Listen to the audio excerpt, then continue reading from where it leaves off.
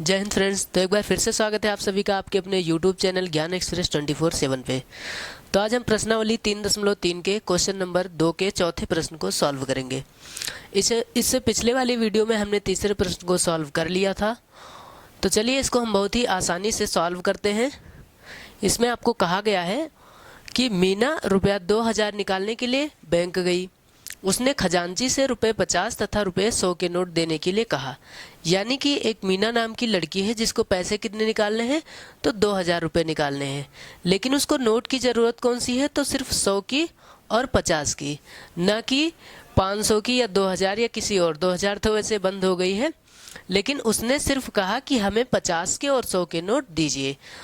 तो उस मीना को सिर्फ 25 नोट मिले। जब मीना को 25 नोट मिले तो आपको ये बताना है कि उसमें से 50 की नोट कितनी थी और 100 की नोट कितनी थी।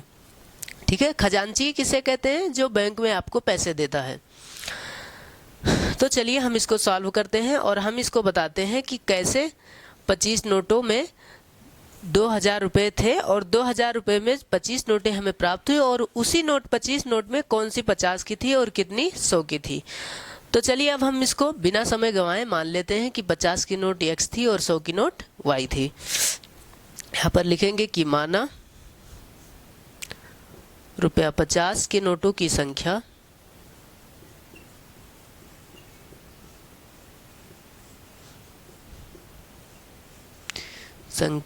x तथा रुपया 100 के नोटों की संख्या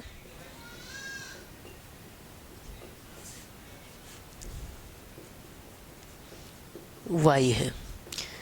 तो इसमें उसको 100 की नोट कितनी मिली, y मिली, और 50 की नोट x मिली। अभी हम एग्जैक्ट बता देंगे कि 50 की टोटल उसे 50 की कितनी मिली थी और 100 की कितनी मिली थी। तो चलिए अब हम क्या करेंगे, हम देख रहे हैं कि उसको दोनों नोटें मिला के, यानी 50 की नोट क्या थी x प्लस 100 की नोट क्या थी y, ये दोनों नोट मिला के उसको कितने नोट मिले, तो आप कहेंगे 25 नोट मिले। इतना समझ में आया। ये 50 की नोट x थी, तो x और y यानी 100 की नोट y थी, दोनों मिला के उसको 25 नोट प्राप्त हुई। तो ये आपका समीकरण 1 हो गया। दूसरा, अगर हम ये कह दें कि अगर 50 की नोट x थी प्लस 100 की नोट y थी, तो उसको कितने रुपए प्राप्त हुए, तो 2000 रुपये प्राप्त हुए। यही तो, यानी अगर नोट 50 थी और एक नोट 100 थी, यानी 50 की नोट x थी और 100 की नोट y थी, तो दोनों मिला के कितने रुपए हुए, 2000 रुपये मिले। तो ये हो गया समीकरण 2। अब हम यहाँ पर क्या करेंगे, हम यहाँ पर y को बराबर कर लेंगे, और y को बराबर करने के लिए हमें 100 से गुणा करना पड़ेगा। यही तो होता है विलोपन विधि में। तो समीकरण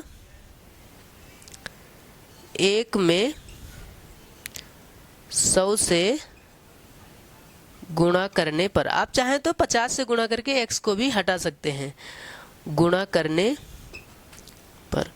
और हम जब गुणा करेंगे तो ये बराबर हो जाएगा। बराबर करने के बाद हम क्या करेंगे, इसको घटा देंगे, तब जाके ये आपका y वाला कैंसिल हो जाएगा।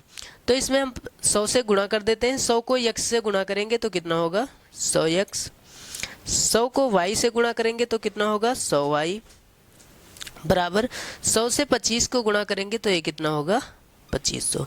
ये आपका समीकरण 1 ही है, वो यहाँ से यहाँ नया रूप हो गया है इसका। अब हम क्या करेंगे, ये 100y और ये 100y, समीकरण 2 और 1 का दोनों आपस में बराबर है। तो हम इसमें क्या कर देंगे, जब चिन्ह एक जैसी होती है तो हम क्या कर देते हैं, 1 में से 2 को घटाने पर। इससे क्या होता है, हमारा एक y वाला पोर्शन गायब हो जाएगा।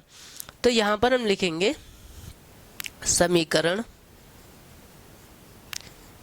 1 में से 2 को घटाने पर। तो आपका समीकरण 1 क्या है, 100x प्लस 100y बराबर 2500। इसमें से हमें घटाना है समीकरण 2। समीकरण 2 क्या है, 50x प्लस 100y बराबर 2000। अब हम क्या करेंगे, यहाँ से जब आपको पता है घटाने पर चिन्ह बदल जाती है, तो ये माइनस, ये प्लस था, माइनस, ये प्लस था तो माइनस। ये 100y आपका प्लस माइनस कैंसिल, 100 में से 50 जाएगा तो कितना बचेगा, 50x। 2500 में से 2000 जाएगा तो कितना बचेगा 500। तो यहाँ से होगा x बराबर 500 बटे में 50, एक जीरो से जीरो कैंसिल, 5 दहम 50, यानी कि x बराबर आपका कितना आया तो 10 आया। और x क्या थी 50 की नोट की संख्या थी, तो 50 के नोट कितने थे तो 10 थे। और अगर 50 के नोट 10 थे और दोनों नोट मिला के 25 थी तो 100 की नोट कितनी थी 15 थी, क्योंकि तभी तो एक 10 और एक 25। लेकिन हम ऐसे नहीं, इसको हम समीकरण 1 में रख देंगे। लिखेंगे x का मान